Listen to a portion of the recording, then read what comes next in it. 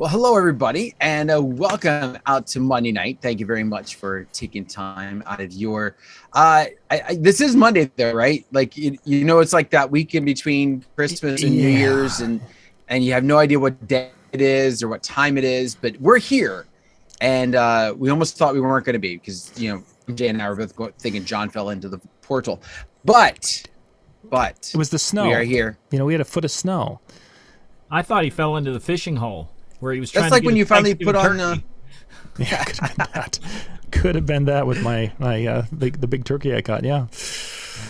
What is snow though? That's like when you guys finally decided to put on shoes, right? Oh, just about. It wasn't until it got down to 0 here this afternoon. Then I decided to pull the pants up. Over the shorts.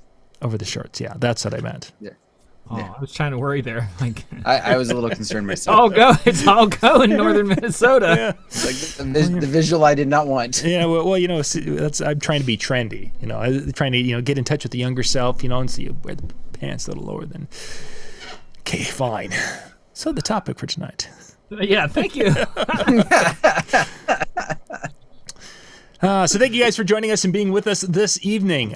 Tonight, I wanted to kind of go a little bit different direction. 2021 was an interesting year. There were good things and there were some not so good things. But what I wanted to kind of wrap this up is we've talked a lot of DJ topics throughout the year and some non-DJ topics, but I really wanted to make tonight a little different and talk about some of the things that we learned in 2021 that may not have really pertained to the DJ industry. Lessons basically we learned at some point in time in this past year that we can hand this knowledge down to the next generation and they will be that much greater because they learned from our 2021. So by next generation, you mean all the people that are older than me? Well, you're only like 23, so everyone's older than you. But, for the others, the average age of our audience is probably my age. Anyways, I have a disclaimer. Oh, great. Of course. Love disclaimers. Yeah, of course. I'm going to wrinkle your brain tonight. That's all I'm going to say. Oh, that's an interesting don't make me think too much. It's the week. The week between Christmas and New Year's. Like wrinkle your brain. Wrinkle the brain. Like Matrix. Wrinkle our brain or I just saw that, by the way. Wasn't bad. It's in the new one. Okay, so as long as we're going to talk about shows for a little bit. Now you guys went there, so we'll get to our topic tonight. But so I just finished the Ted Lasso. I don't know. Have either of you gotten through the series? I don't have Apple TV. It's on Apple TV. I don't even know what it is. Ted, it's an Apple TV series. There were 2 seasons out, and it was basically the main character, Ted Lasso, is a football coach in central United States, wherever, and he gets hired to come over and become a soccer coach over in the UK, and how he engaged in the team and all these different aspects of it. And it's interesting as you go through and watch this particular show of the life lessons that are involved with this little show that sometimes you don't pick up. As a 20-year-old, I would have watched it differently than I would have as a 30-year-old, as I would have. And there's some shows where there isn't a whole lot of life lessons, except Die Hard. There's a lot of life lessons in Die Hard. But I mean, most shows, there's not a lot of life lessons. But yet this particular little show, as I was watching it, and it's like, that's really cool. Something that if I were preaching and doing my youth ministry thing, granted I couldn't have referred to that in youth ministry, but the concepts of finding a different way to present that concept, those concepts that they're teaching or they're presenting in that show, is really quite good. So I was impressed with that. Most people probably were liking it because of the actors or whatever. I was liking it because of the life lessons that it pertained to. My principal brought that up. Like it was like the first day of in-service this year, and he actually showed a clip or two from the show and kind of related it with his life lessons things. It's a great show from everything I've heard and the clips that I've seen. It's hilarious. It's Jason Sudeikis who plays Ted Lasso, and it's won quite a few different awards already too. So definitely it's worth checking out. I'm just not about to subscribe to another streaming service where right now that is the only thing I've heard that's on there worth watching. Yeah, I've really been kind of disappointed. I haven't seen much beyond that, but Apple was running, I've got their music. I pay for the family music. I pay for storage for the family. And it was like, okay, for $8 more, I now have Apple TV a month. So wait, so you guys pay for music and you pay for movies? Why? Yeah. Well, this is TV. Yeah, why are you paying for that? It's just the way it is when you're an Apple person. See this little device? It's the beginning of an evil thing. Okay. I thought that was kale was the beginning of an evil thing. Kale. Anything with kale. Well, there could be that too. That would. Told you I'm gonna wrinkle your brain tonight. All right, so let's kind of share a couple of our lessons that we learned in 2021. And Dan, if you don't mind, I'd like to have you start us off with your first or one of your lessons that you learned this year. Sure. So this just so you know, this one has like 3 subsets to it. So if you aren't happy, do something about it. That's something I definitely feel like I've learned this year. And so that something about it could be, making a change, getting a different perspective, or surrounding yourself with happy people. For those of you that haven't heard, I'm making kind of a pretty big change in some aspects. Like I'm leaving my district that I've taught in. I'm leaving brick and mortar schools, and I'm going to go teach in cyber school. And it was one of those things where I was just really unhappy in August. I was just very frustrated with a lot of things. And I said, you know what? I go through this every year. This isn't a single solitary piece. I go through something like this just about every year, if not a couple times a year. It's time to make a change. And I laid out a list of some different ideas, some different thoughts, some different possibilities of what I could do. Everything from getting completely out of teaching to going and teaching at college level. And one thing led to another, and I just on a whim looked up a cyber school here in Pennsylvania, and they were looking for somebody. And through the last 2 months now, the process has kind of developed, and starting next week, I start my new job at cyber school. So that was what led it for me. I wasn't happy, and I decided to do something about it. And I feel like a big weight's been lifted off my shoulders. Talk a little bit about there's changes, and you mentioned surrounding yourself with happy people type of thing. Also, those types of changes. One of the big reasons we don't make changes like that is that fear of the pain or fear. Talk a little bit about how you were able to overcome that or get beyond that fear that held you in place to continue to do what you were doing. Well, it was one of those things. I think the frustration and the attitude, I don't want to say depression because that's a bit severe, but kind of in that direction that I was feeling was really making some impact at home. I would come home and I'd be run down. I'd be worn out. I'd be tired.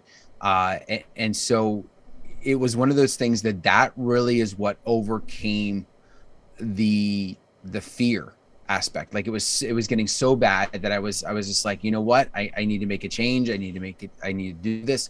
And even after I've accepted the job, that was one of the other things I still wrestled with this because, I suggested the 3 things. Like I suggested to make a change, to get a different perspective, and surround yourself.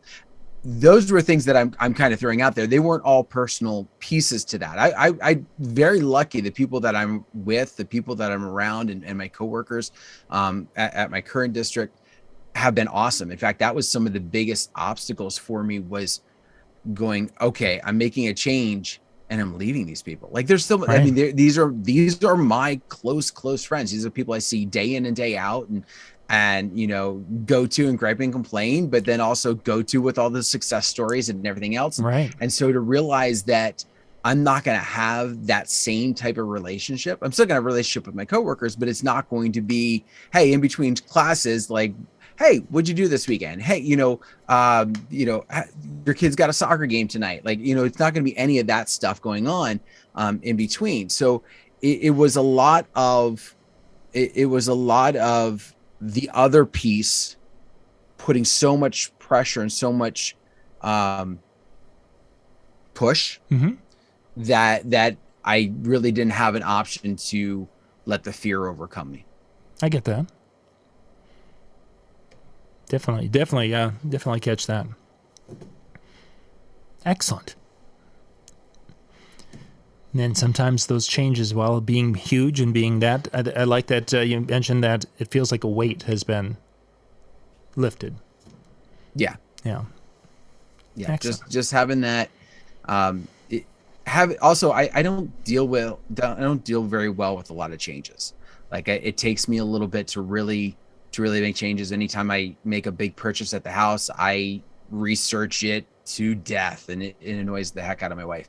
But a lot of it's because of that kind of fear of change. And so some of that weight being lifted was finally like me coming to terms with the change that I was making. Like I was there, but was I 100% happy and with it? It took some time. Mm-hmm. Excellent. MJ, do you want to go next? I don't know. Do you want me to go next? I don't know. Well, it's either you're going to be the one wrapping us up at the end of the show, or I'll be the one wrapping us up at the end of the show. I'll wrap it up because I have a fourth one. They're all real quick. Oh. All right, really simple. All right, you ready? Mm-hmm. Never, ever, ever tell a policeman, yes, officer, I did see the speed limit sign. I just didn't see your car. Okay, and I'm going to tell you why. Okay. There's got to be a story for this, okay? No, seriously. You need to be in the moment, okay? No one is promised tomorrow. Grab today for what it is, whether it be for work, for partying, or for rest, because no one is promised tomorrow. Slow down. Take time to see both the sign and the car before something pulls you off life's highway. Ooh. He's going deep. He went surface and then went deep on us. He did. Wow. Now I'm understanding what he means by wrinkling our brain. Okay. I know. Wow. You might have to sit down and think about that one for just a second. Yeah. He's going deep on us tonight. Okay. Well, now the next one, we're obviously knowing where we're going to go with that. It gets deeper. Okay. It gets deeper. Okay, I'll hit the next one. So when it comes to, we have multiple children, and now they are off doing different things. Not all of them, but some of them are. And it used to be that we envisioned like holidays being that time where the whole family would get together, and you would have, the whole evening of doing activities together, and you'd have this warm memory of, baking cookies together, and then watching, then we'll watch, It's a Wonderful World together, and then we go and we play, Yahtzee together, whatever. You had this vision of what life was going to be like as you are progressing. And one of the things that this year has shown me is that I'm not waiting for these big moments or these opportunities where it's becoming this situation where I'm not looking and waiting for that 1 hour that we're going to get together and do these things. It's like the minutes. It's to appreciate, and there's the moment or the 2 minutes that I get to sit down and talk to one of my children at an in-depth level about something in their life, or maybe it's we're running to the store together and we have that one-on-one time. But it's really the precious moments of my 2021 weren't 20, 30 minutes, it was minutes. And some of those moments, the kids, watching them engage, they engaged as a group for about 4 minutes at one point in time this fall. And it was an incredibly beautiful moment, but it was just that. It was 4 minutes. I'm looking, I always envisioned it being this bigger thing, this more elaborate time, as you see in the movies, whatever that would be. They were spending the evening together. If you've been watching Hallmark, Christmas movies, that's what you're thinking life is like. And it's not the hours; it's those minutes that really became those memorable times for me this year. So, holding on to the minutes. Nice. Yeah, okay. I wonder. I wonder, do you think some of those minutes will turn into longer as they get older? Like, I also wonder if some of your cherishing of those minutes is because kind of the low end, high end of your kids. if some of that will get more appreciated as they get older. It could be, and I, you hope it does, but I think if I would be looking for that hour of connected time, I would be very disappointed. And I think to a point, there's a little, that Lori's had a little of that, where she's been looking for that, we're going to spend the evening together as a family. Yeah, if you're really looking that's the criteria for it being a successful evening, we are not able to do that consistently because there's so many diverse interests, for if lack of a better way to describe it, to get them all to be on the same topic and engaging and having fun together with whatever that topic is was really short. As they get older, maybe, or it might be that they're just going to continue with that more diverse world and we will get minutes. I don't know. I guess I'm going to appreciate what I can get and those moments together or moments as a group. And, the more we have, yay. And if that's the best we get, well, I don't want to let those slip by. All right.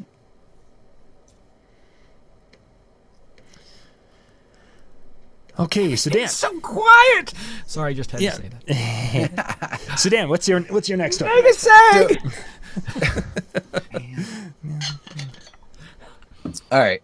So it's kind of interesting that yours went there because my second one was kind of very similar to that. You can't get more time in a day. So you need to find a way to prioritize the time you have. Like we all have 24 hours in a day and we could rob, certain time like of sleep and things of that to try and make things work. But when it's all boiled down to it, you only have so many minutes, you only have so many hours to get the things done that you want to get done. And I've started to kind of realize that it's always been there because I've always been involved in a lot of either I've always worked multiple jobs or I've had a lot of things kind of on my plate all at once. But there was a few times this year, especially as I got into kind of the thick of things with my DJ business, that I had my kids kind of look at me, and as I'm getting ready to go out of the house to go play, go to drum practice or to run an errand that that needed to be done, and they look at me and go, "Dad, you're leaving again?" And that was just like knife to the heart type of feeling there. And so what I realized was I needed to make sure that when I was home, like I was with them. I wasn't distracted by 20 other things that were going on, but I was focusing on my time with them. That's a tough lesson to learn, and I think we all at some point in time either have or will, if you have children. Mm-hmm. For sure. MJ, I'm ready for a deep thought. This one's going to hurt some people. Uh-oh. Never, ever trust someone who says that their wedding day was the best day of their life.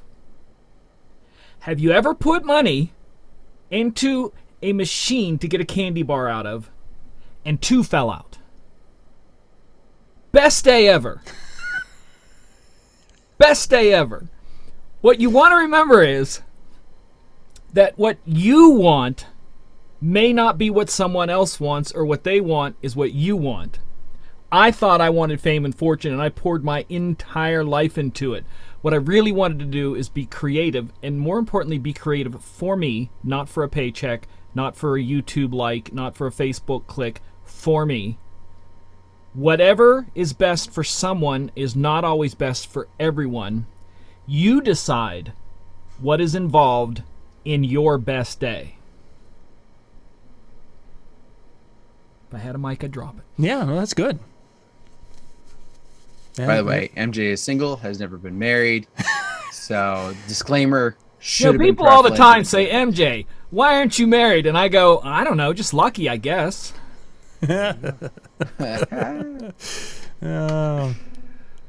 No, I get that. Decide. Basically, it was just decide what's your best, because not everybody wants to live a married life. Not everybody wants to have a family. Not everybody wants to work in an office. Not everybody wants to work in a factory. Not everybody wants to work outside. Not everybody works inside.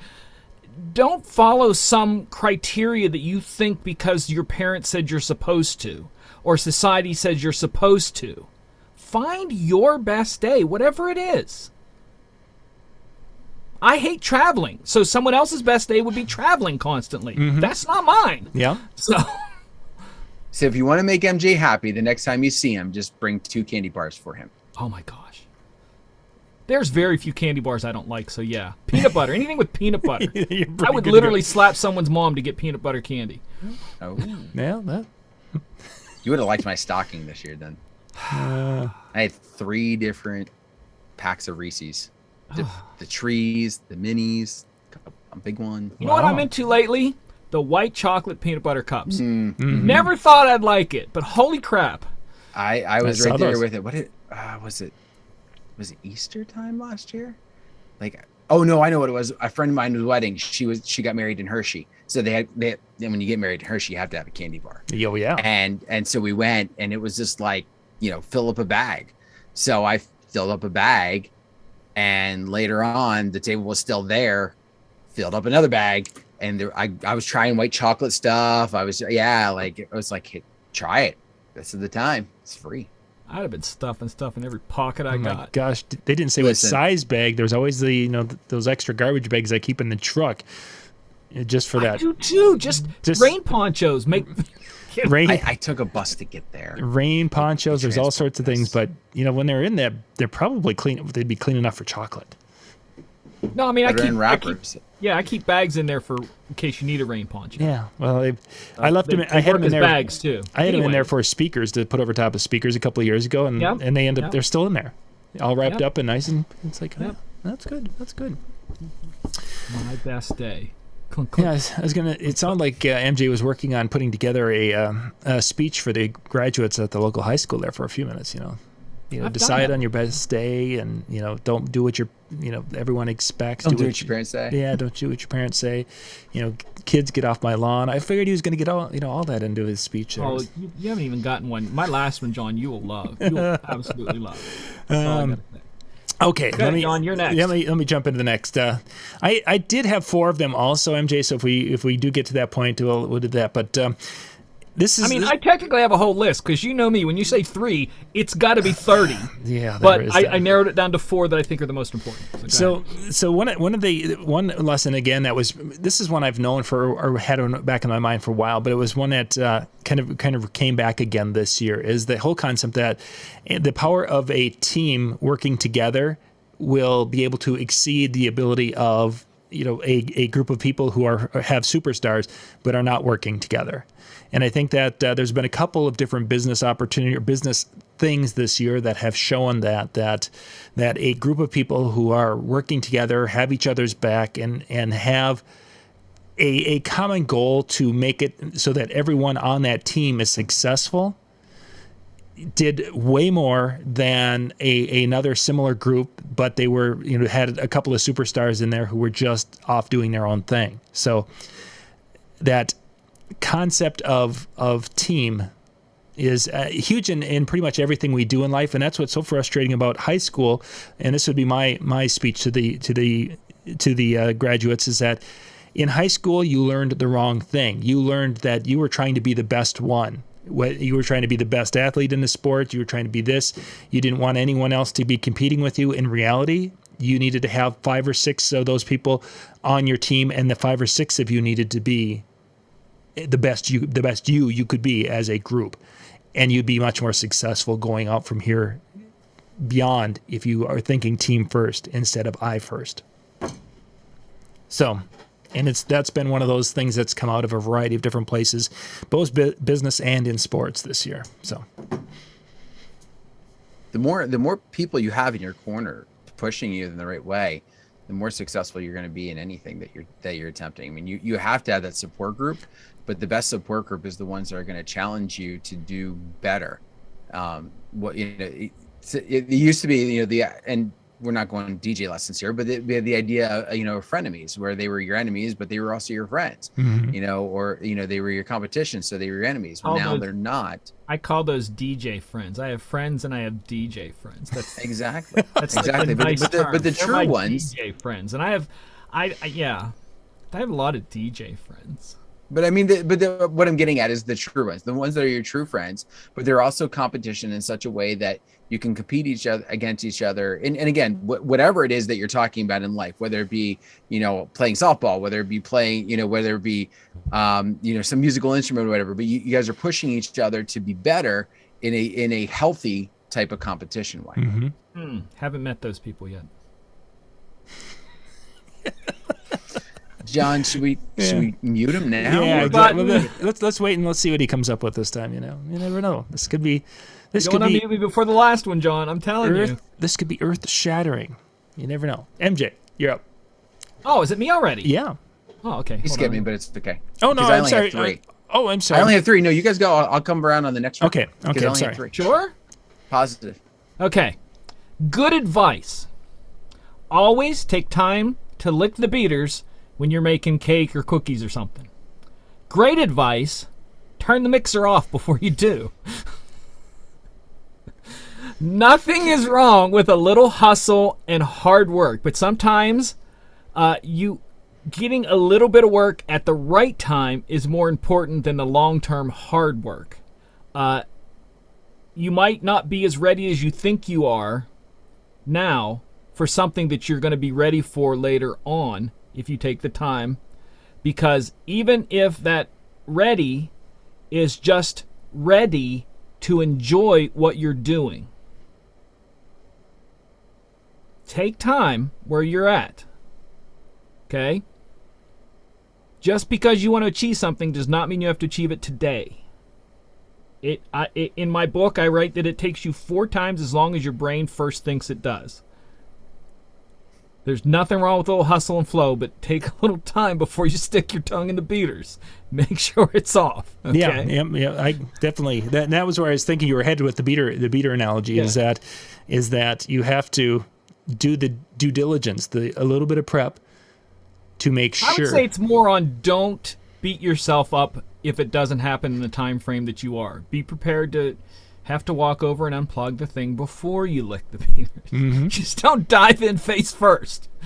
Well, it could also be said, you know, hard work is a good thing, but nothing beats being smart, because you try and lick them with it turned on, and it's not very smart. It's fun, but it's not very bright.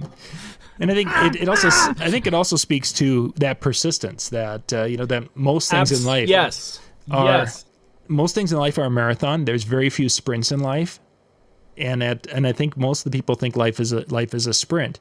And there are times, don't get me wrong, but I think there's more marathons by far. And how many times would people have been in that marathon and they start? I mean, I'll just use an example of the YouTube channels. How many people have started a YouTube channel and they were going and they were going and they're going and they were like, yeah, I'm going to make $1 million in this. And 3 months later, they've stopped and they burned themselves out or whatever happened. And then 2 years later, people start finding their content and it's like, hey, this was really great. Oh yeah, I'm not doing whatever that was anymore. And I see that in the tool handyman world a lot. Is people get excited and they work for about 6 months and they build little of nothing, but yet 2 years later it would have been something if they would have looked at it from a marathon instead of a sprint. Yeah. Crazy stuff. Okay, so my next one is one of the things that I've had reaffirmed this year and such, and I guess I've been looking at this more, is that in reality, most people are full of crap. It's just that most of them don't know it yet. The number of people who don't know as much as they think they know, aren't an expert in whatever this world is, or have a completely wrong idea of what is involved with the process, or what is needed for the task, or how it should work. It's just really astounding. And many times there's people who are in in positions of authority. I mean, we've all probably worked under a manager somewhere that had very little idea of how to do the job that they were overseeing, but they got the position for whatever the reason was that they had that.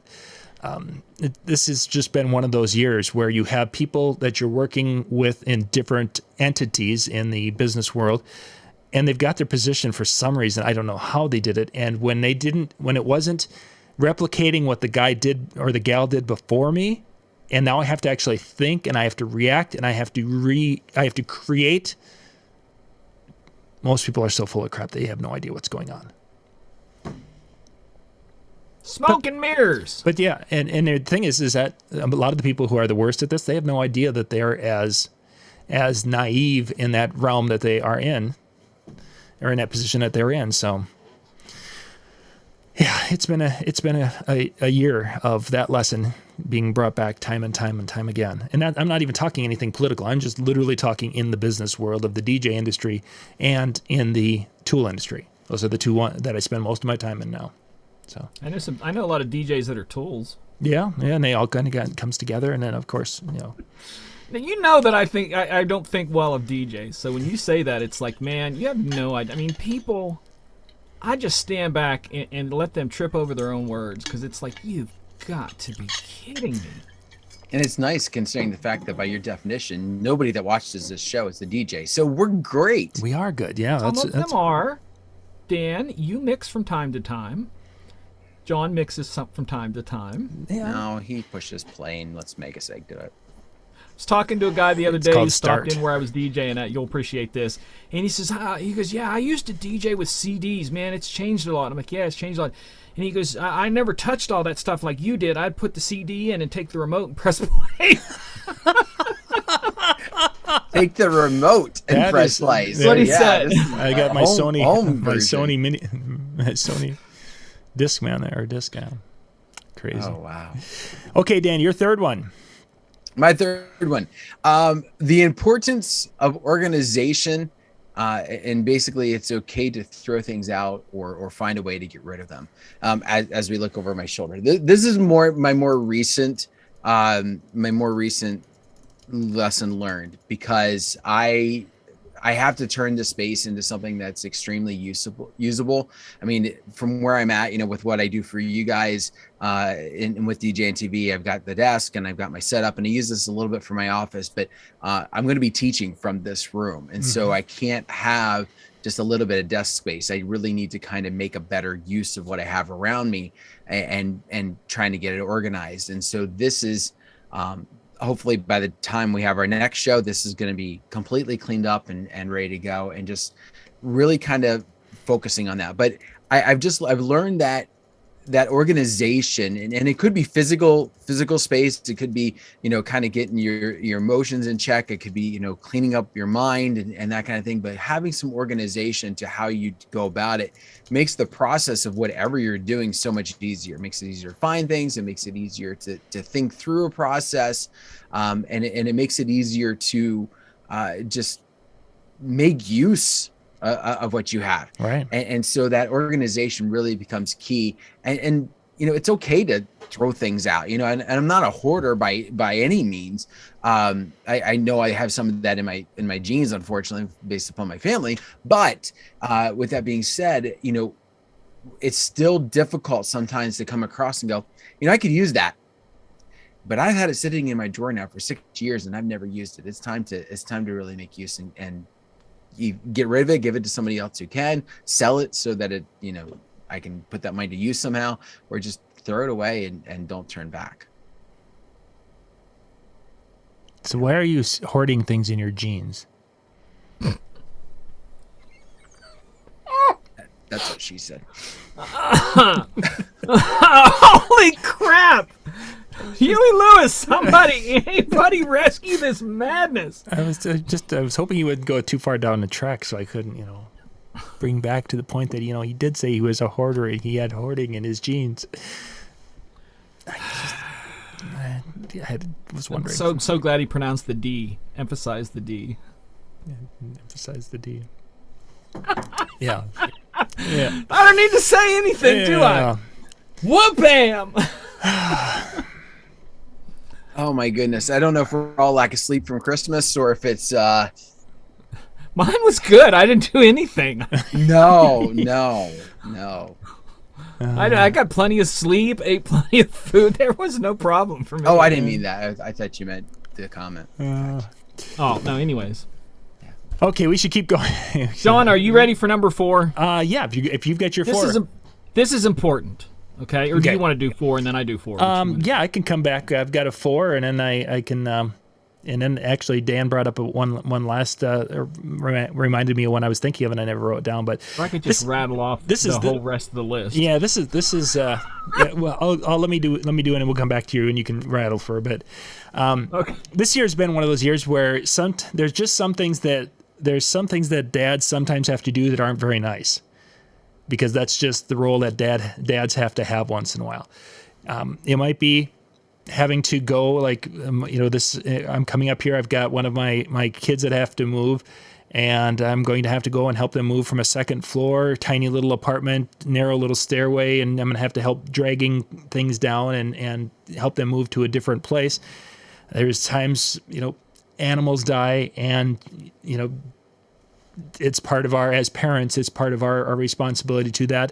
There's times where the kids are fighting, and you've got to take the kids and you got to separate them and sit them down and talk to them and have this discussion. There's times where there's a broken heart, and they need to sit down and talk about these things in the world that you've got to, or there's a disappointment in their life, or there's a frustration, or there's an extreme sadness, and part of our roles as dad is to have to be there and to comfort and maybe advise. Most of the time it's just to listen and to reaffirm that they're still loved and they're still part of who they are and part of the family, whatever. So this has been one of those years where there's been multiple moments like that, where there have been some things that, if you would say, here's some things you're going to do as a parent, and here's some fun things, these two things wouldn't go together.